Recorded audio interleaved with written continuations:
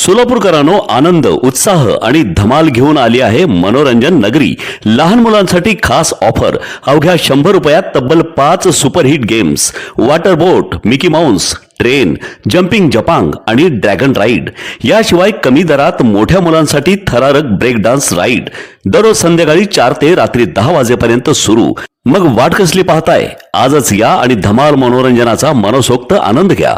मनोरंजन नगरी, होम मैदान, पासपोर्ट कार्यालयासमोर, सोलापूर. संपर्क 9096521330. नांदेडच्या मध्यवर्ती बसस्थानकावर सोमवारी मध्यरात्री घडलेल्या थरारक घटनेत 17 वर्षीय सागर सुभाष केळकर याची चाकूने भोसकून निर्घृण हत्या करण्यात आली आहे. धक्कादायक बाब म्हणजे आरोपीने ड्युटीवर असलेल्या पोलीस कर्मचाऱ्याला सोबत आणल्यानंतर त्याच्या समोरच हा रक्तरंजित हल्ला केल्याचा आरोप आहे. या घटनेमुळे शहरात एकच खळबळ उडाली असून बसस्थानकाच्या सुरक्षेवर गंभीर प्रश्नचिन्ह निर्माण झाले आहेत.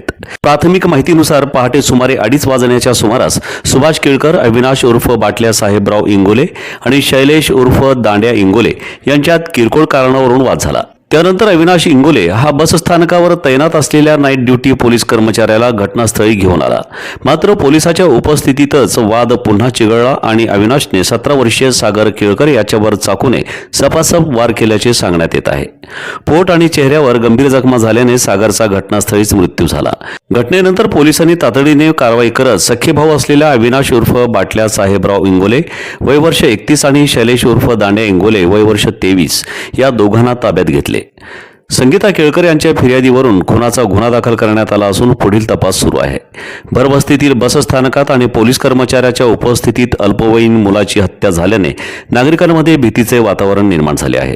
या प्रकरणात पोलिसांच्या भूमिकेची तसेच सुरक्षा व्यवस्थेतील त्रुटींचीही चौकशी होण्याची शक्यता व्यक्त होत आहे. दरम्यान हत्येमागील नेमके कारण, वादाचे मूळ आणि आरोपी व मृत व्यक्ती यांच्यातील पूर्वीचे संबंध याबाबत पोलिसांकडून सखोल तपास सुरू असून तपासानंतर अधिक माहिती समोर येण्याची शक्यता आहे.